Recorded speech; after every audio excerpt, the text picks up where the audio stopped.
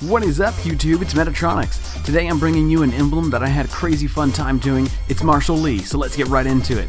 I start off with a rock shape that I flip around so that we have the flat sides to the top and to the right. And then next I color it a nice light blue. It's that middle blue.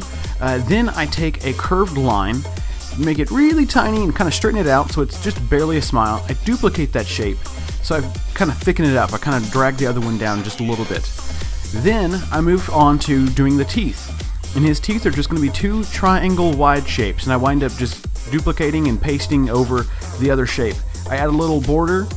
Originally I think, these are a little bit too big, so I kind of do a little resizing, bump him down just a little bit. He's got some tiny teeth compared to the rest of his features on his face, so I kind of want to get that proportion just right, or else he's going to look like he's got two big buck teeth, which is not going to be good. So next, I'm going to start doing his eyes and his eyebrows, and they are a lot of circles.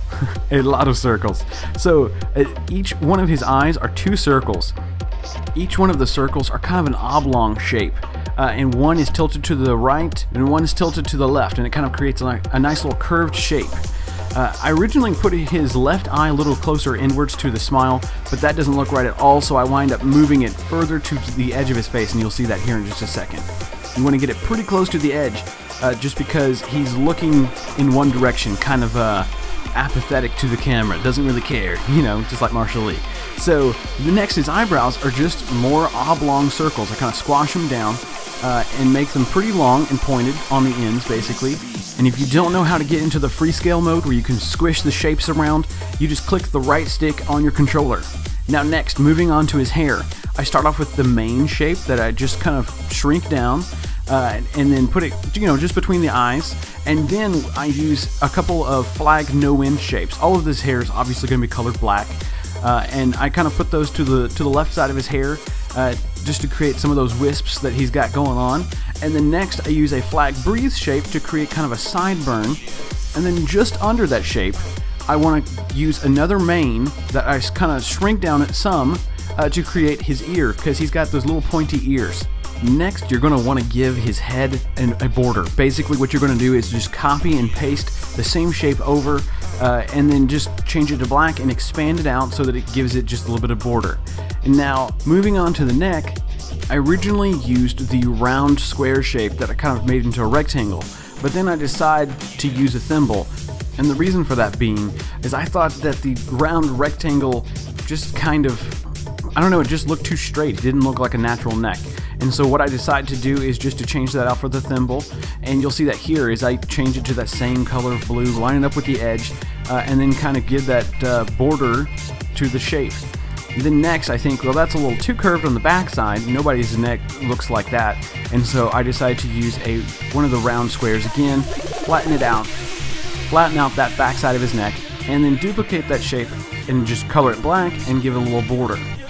He's really starting to come together and look really good. If you squint your eyes, you can think, yep, that looks exactly like him. Now, I start moving back to his hair. So I use a windsock shape to give that little chunk of hair that he's always got behind his ear. And then I'm going to use a circle to help fill out just the rest of the black area that really doesn't need any definition to it. And so I kind of squash that shape down just a little bit into a kind of an oval, tilt it some, make sure the majority of it is hidden behind the main part of his face, and then keep on moving into the different parts of his hair.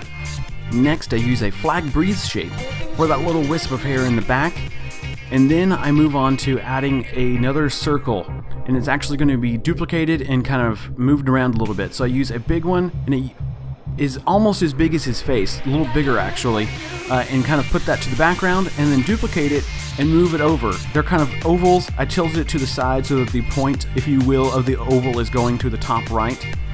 Next, I use another windsock to add a little chunk of hair to the left side of his face, and then I also use a flag no wind to kind of fill that out a little bit. Also, make sure to put everything that's on the left side of his face, except for those first few pieces of hair that I put up there, behind his face layer so that it looks like it's coming from the actual left side of his face. Next, I use an oven mitt that I colored that dark red just like his shirt is, and that's going to be the collar of his shirt. And we're getting so close to being done, and right here I was like, uh-oh, I'm out of layers.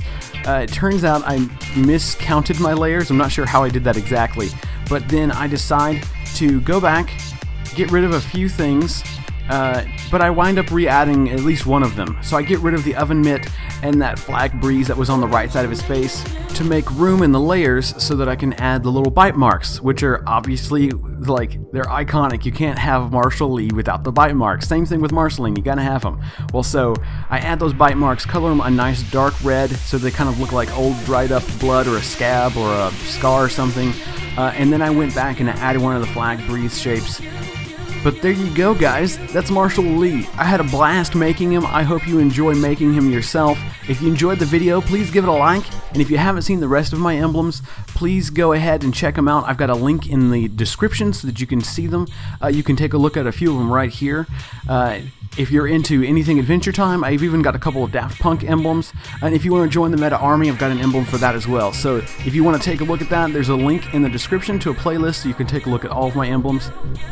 Also, don't forget, make sure your friends know about my emblems too, because it's really fun when you guys all have an Adventure Time themed clan or group of you guys going out there dominating the other team. It looks awesome.